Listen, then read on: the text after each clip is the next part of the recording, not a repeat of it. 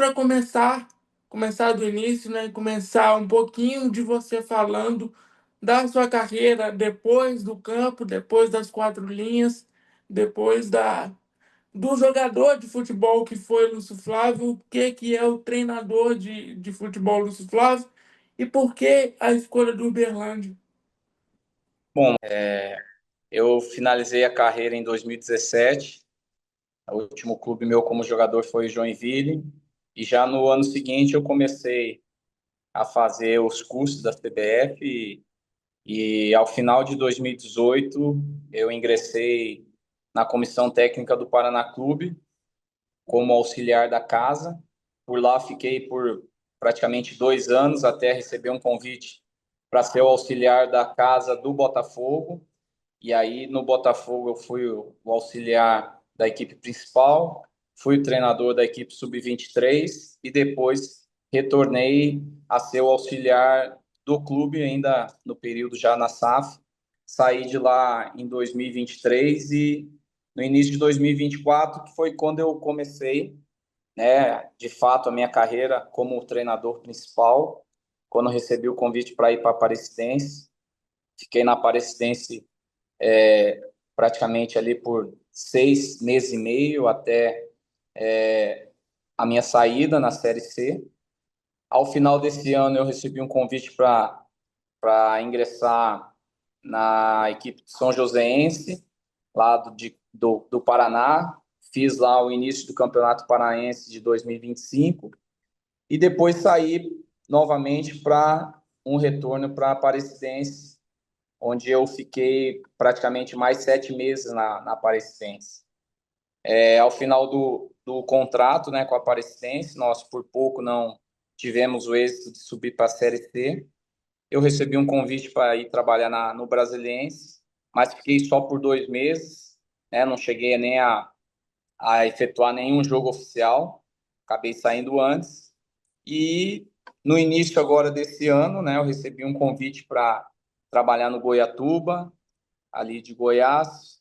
Foi quando eu me apresentei no Goiatuba e ocorreu de no dia, praticamente de eu ter acertado com o Goiatuba, o Uberlândia mandar embora aqui o seu treinador.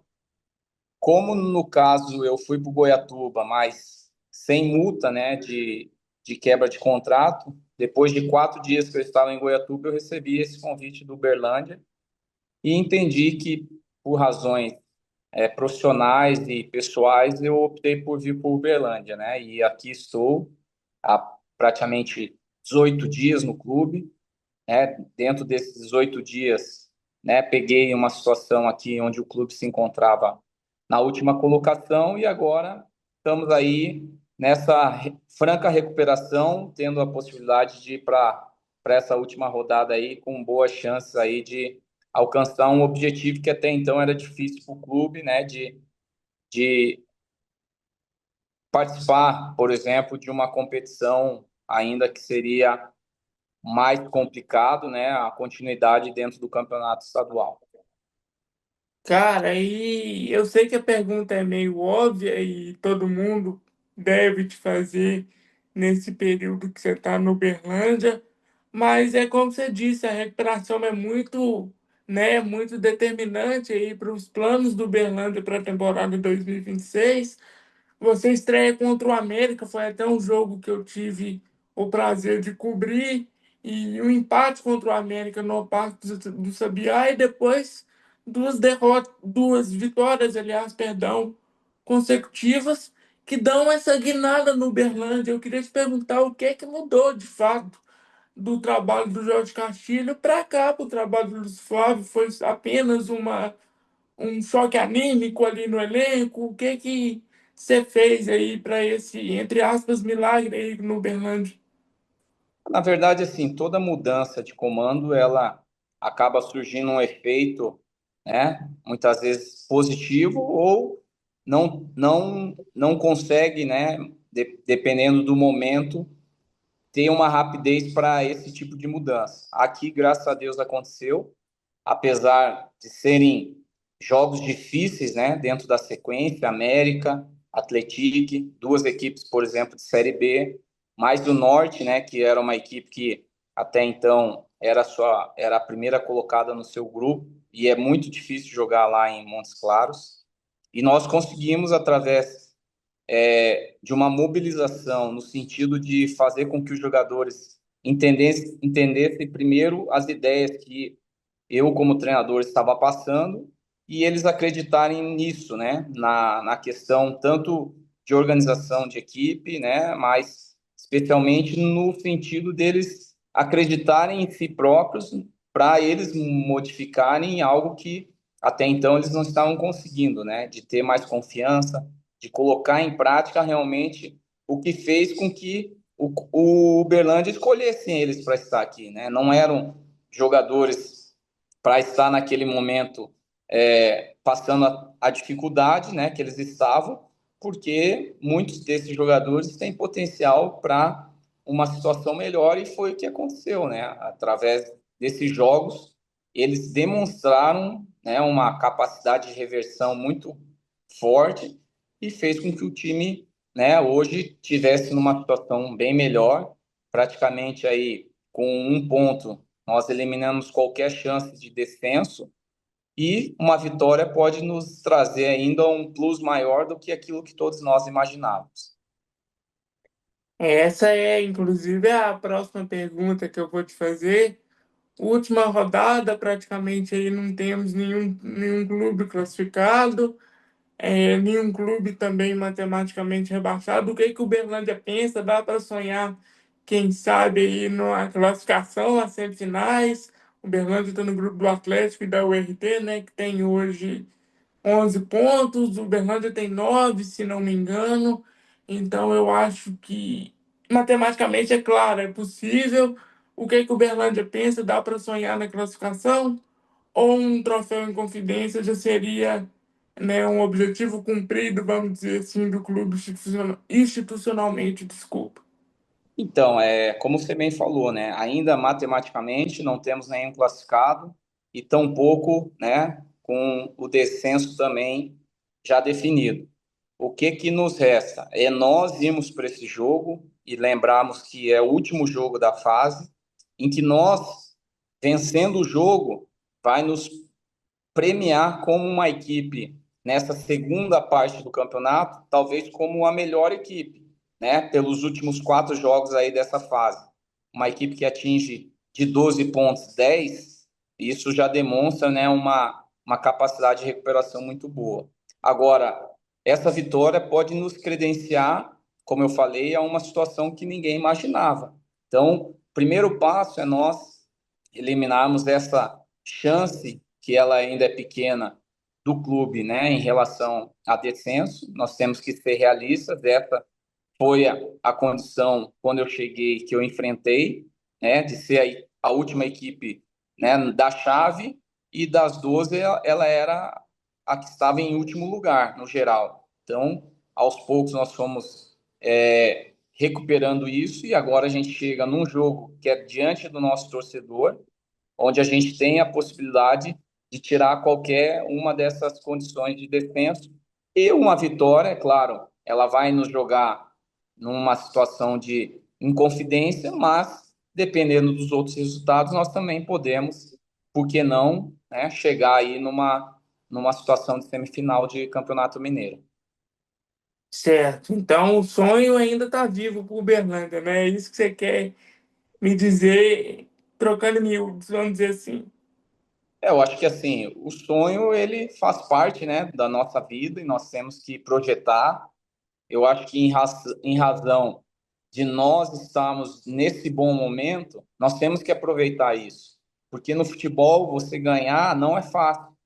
E justamente em cima disso que eu tenho falado com os jogadores, para que eles aproveitem esse bom momento e que eles encarem bem esse desafio, sabendo da responsabilidade que nós temos em defender uma instituição como é a Uberlândia, uma cidade como Uberlândia, e queira Deus que nós atinjamos aí o nosso objetivo, né, que é vencer esse jogo e aí sim aguardar pela rodada.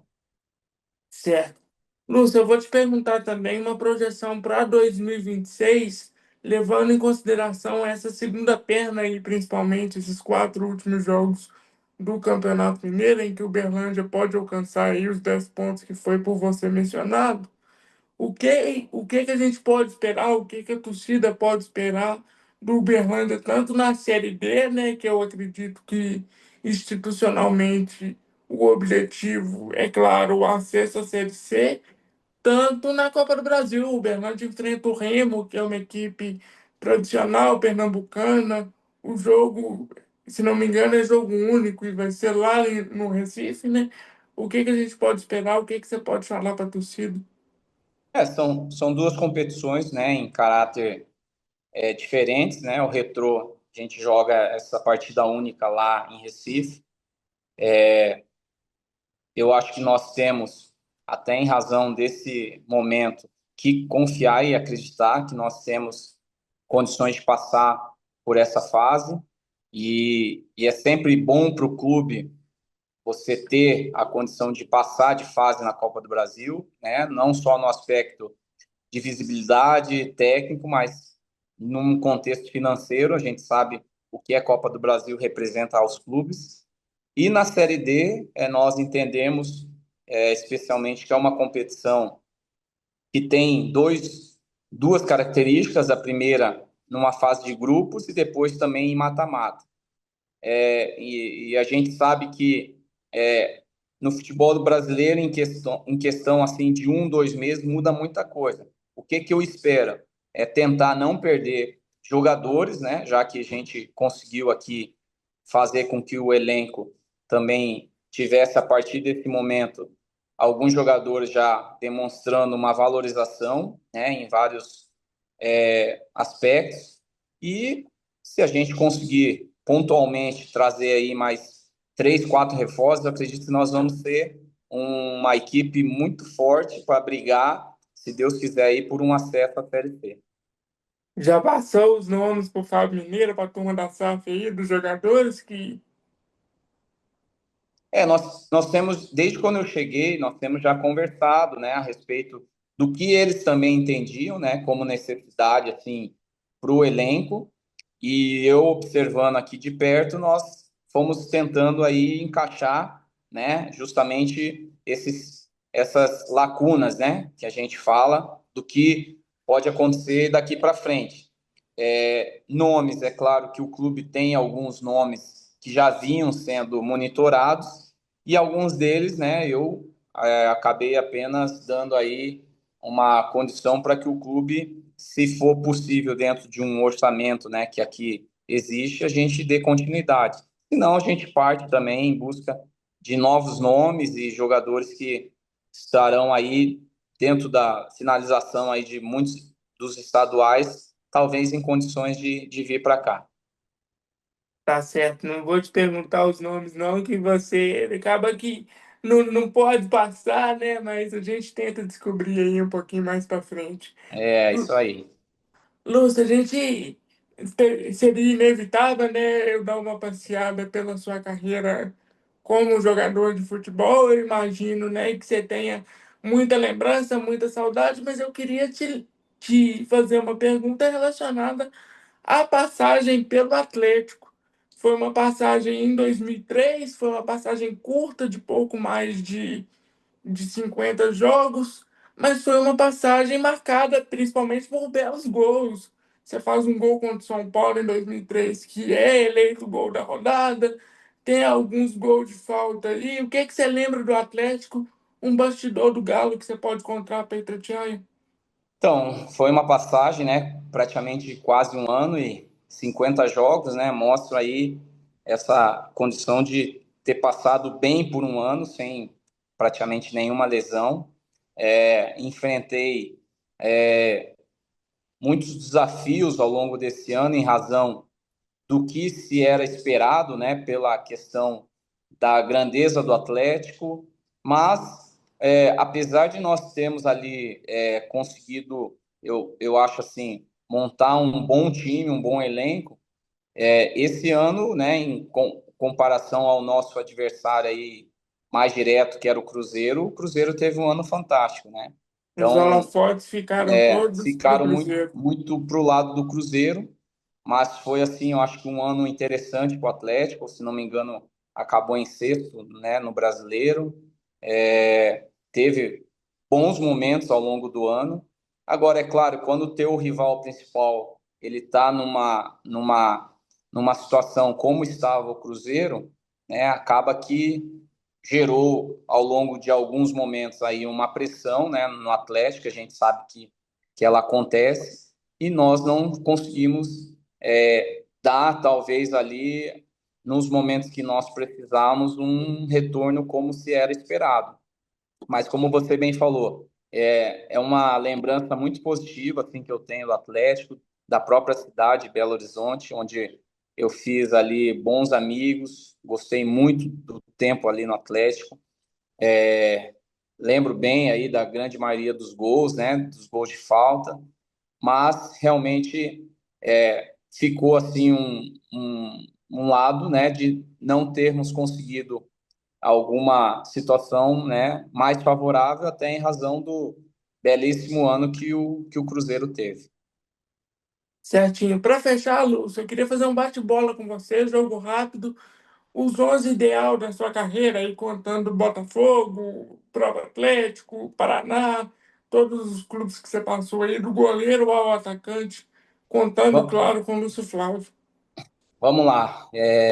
Pensando assim, meio que por cima, né? Claro que talvez com um pouco mais de calma, uma ou outra situação Sim, poderia ter ajustado, mas acho que seriam o Rogério Ceni, né, o goleiro, Cicinho, lateral direito, zagueiros, muito provavelmente aí Adilson, um zagueiro que jogou comigo no Paraná Clube e passou pelo São Paulo. Vamos pensar em outro nome aí como zagueiro. Deixa eu tentar cuidado que o lembrar. telefone toca, hein? Se É, esquecer de alguém, o telefone por toca. isso, por isso que eu estou tomando cuidado. Vamos pensar aqui rapidamente no time do. Eu acho que o outro zagueiro talvez seria o Dininho, que eu joguei no São Caetano. Lateral esquerdo, Gilberto, que teve passagem lá no São Caetano comigo, né? No São Paulo, jogou no Flamengo, jogou na Alemanha, né? O Gilberto. Gilberto que jogou no Cruzeiro. Cruzeiro, exatamente, lateral esquerdo. O meio-campo, provavelmente aí seria o Mineiro, Mineirinho. Vamos aqui pensar em outro volante, ou meia, né? Aí, Mineiro, Lúcio Flávio e Kaká. Tá. No ataque poderia ser Euler, Dodô e o Neymar. Chegou a jogar com o Neymar? Jogou, né? Lá no Santos. Jogou. A gente não lembra muito bem, não, porque essa geração do Santos ficou marcada pelos meninos da Vila, né? Mas se jogou com o Neymar, tá tranquilo. Esse ataque aí ficou, Ficou ficou bom, bom. né? Ficou bom. Ficou bom. O Euler fez muito gol aqui no Atlético também, é Sim, considerado um ídolo do América também aqui em Minas exato. Gerais. Nosso Mas amigo ficou Filho do bom, Vento. ficou bom. Lúcio, um prazer conversar contigo, um prazer conversar sobre o Uberlândia, mais Obrigado. especialmente. E boa sorte aí no sábado. Conte conosco da Itatiaia, Obrigado. não só pelo Mineiro, mas pela Série D, pela Copa do Brasil também. Eu só vou encerrar a reunião aqui. Tem mais algum recado que você queira passar? Eu agradecer a Itatiaia, né, pela mais uma vez condição de estarmos aí dialogando, falando um pouquinho sobre futebol, né? Foram algumas vezes que eu tive contato aí com a Itatiaia ao longo da minha carreira como jogador e agora tendo, né, a possibilidade como treinador. Eu acho que o recado que eu deixaria seria aqui para nossa comunidade de Uberlândia, né, o torcedor aqui do Uberlândia, que ele continue apoiando, acreditando. Eu acho que o clube tem um, uma margem muito grande e, se Deus quiser, em breve, né, de mudança mesmo e projetando aí coisas melhores aqui para o futebol da região.